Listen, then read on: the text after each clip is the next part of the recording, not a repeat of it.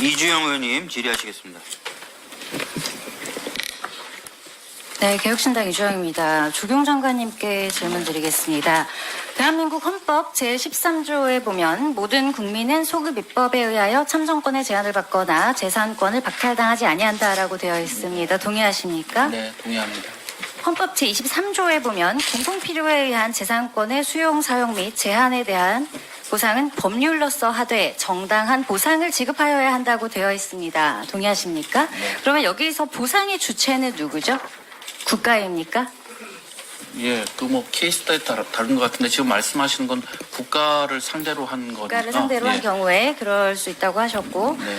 그렇다면 지금 9일에 비급여 관리 및 실손보험 개혁 방안에 대해서 발표를 하신 바가 있는데 필수 의료 기피를 해소하고 의료 체계 정상화의 공공 복리를 위해서 개편을 하겠다고 말씀을 하셨어요. 네. 근데 기본적으로 우리가 차 한 대를 구매를 해도 네. 대부분 그 계약의 총합과 해지는 개인과 기업 간의 사적 네. 계약이죠. 네. 맞습니다. 사적 자치의 영역입니다. 네. 그렇죠. 그리고 여기에 대해서 개입을 하려는 정부의 움직임에 대해서 사기업 배불리기 아니냐 이런 의견이 있는 걸로 알고 있는데 충분히 거기에 대해서는 숙지하고 계시죠. 네. 그래서 아마 지금 금융당국에서는 국가가 재매입하는 방안을 추진하겠다 이렇게 밝히신 것 같은데 네. 이게 그냥 표면적으로 보면 정부의 노력인 것처럼 보일 수도 있겠습니다만 이렇게 되는 경우에 제가 궁금한 것은 이렇게 되면 현 시점에서 보험이라는 거는 장기적으로 내 미래를 대비하기 위한 건데 현 시점에 뭔가 뭐 급전이 필요하다던가 뭐 아니면 다른 보상이 필요하다던가 혹은 계약사항을 정확히 파악하거나 비교하기 어려운 저소득층이나 취약계층이 오히려 이 재매입에 취약해지고 장기적으로 보험료를 계속 납부할 수 있거나 거기에 대한 부담이 없는 고소득층이나 취약하지 않은 계층에서는 아마도 이 좋은 조건의 계약을 계속 유지하려고 할 가능성이 높을 것 같은데 이것은 지금 사보험의 이런 위기 때문에 정부가 이것을 불합리하게 개입함으로써 오히려 세금을 들여서 건강권을 침해하고 진료 역량의 격차를 더 키울 수도 있을 것 같은데 여기에 대해서 혹시 어떻게 생각하고 계세요? 예, 아마 그 금융위가 발표한 것은 그러니까 사적 계약에 따른 재매입이고 그러니까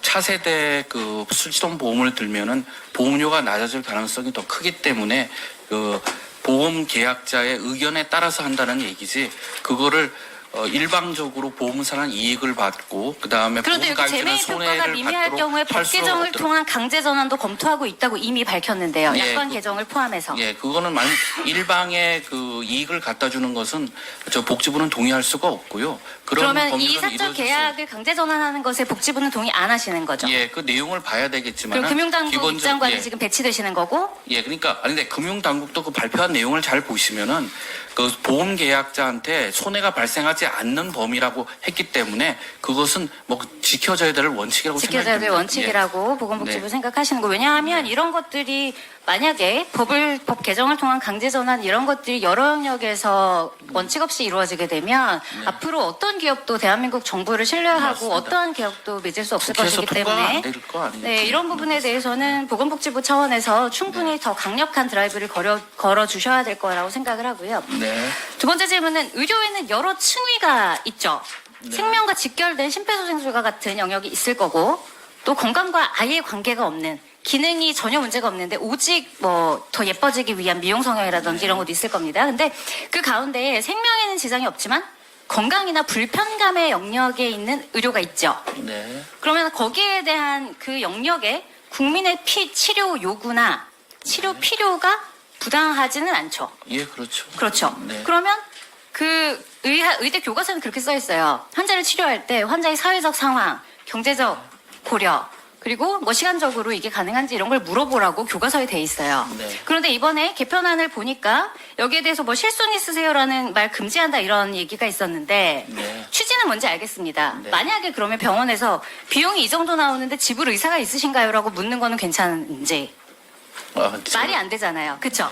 이건 말장난인 거잖아요. 그러니까 그런데 이런 이야기가 제가 드리고 싶은 말씀은 이런 이야기를 정부에서 정책이라고 내는 것에 포함시키는 것 자체가 네. 기본적으로 진료권을 침해하는 것이기도 하면서 의사들의 일반적인 의료 행위나 그리고 사적 계약 관계 이것도 치료를 제공하는 입장에서 이게 해도 좋고 안 해도 크게 목숨에 위험하진 않지만 당신이 이것에 대해 비용을 지불할 여지가 있다면 해서 도움이 될 수는 있다. 이거는 병원과 환자 간의 사적 계약이란 말이에요. 여기에 대해서 정부가 이런 식으로 워딩을 쓰시면 이 또한 의료계를 똑같이 악마화하는 도구가 될 수 있는 거예요. 예, 이런 부분이 지금 의료계에서는 도저히 받아들이지 못하고 정부에 대해서 계속해서 불만을 가지게 되는 요인이거든요. 네. 문제는 해결해야 되잖아요. 예. 그러려면 기본적으로 방금 미안하다고 하셨지만 예전에도 한번 미안하지만 그건 그 뜻이 아니었다 하신 적 있으시죠? 이번에 이주호 총리께서도 뭐라고 말씀하셨냐면 교육위원회에서는 사과드린다. 청소년 학생 학부모께 사과드린다고 하셨어요. 네. 근데 17일 학동 브리핑에서 전국민과 의료진에게는 유감과 위로의 말씀을 드린다고 네, 했어요. 네. 정부의 말은 한마디 한마디로 그냥 쓰는 말이 없죠. 예. 그래서 오늘 장관님께서 미안하게 생각한다. 그리고 네. 위로를 주신다고 말씀해 주신 부분에 대해서 내가 감사하게 생각하는데 네. 이게 정부에서 나오는 모든 이야기들이 어떤 워딩을 쓰느냐, 무엇을 짚고 넘어지고 이것을 어떻게 시각화 형상화해서 국민들에게 전달하느냐가 의료계와의 소통이 앞으로 굉장히 중요한 키가 될 거예요. 예. 그런 부분에 대해서 좀 주의를 예, 부탁드리겠습니다. 유념하겠습니다. 그리고 실손보험 들었어요. 이거는 아마 과다 이용을 유도하지 못하게 한다는 의미지, 저 현장 의료 하시는 분들의 진료권을 제한할 생각은 전혀 없습니다. 그것 자체가 포털 사이트라던가 댓글이라던가 국민 여론에 미치는 영향이 있고 그 정도는 당연히 예상을 하셔야 정부의 알겠습니다. 유념하겠습니다. 네, 이상입니다.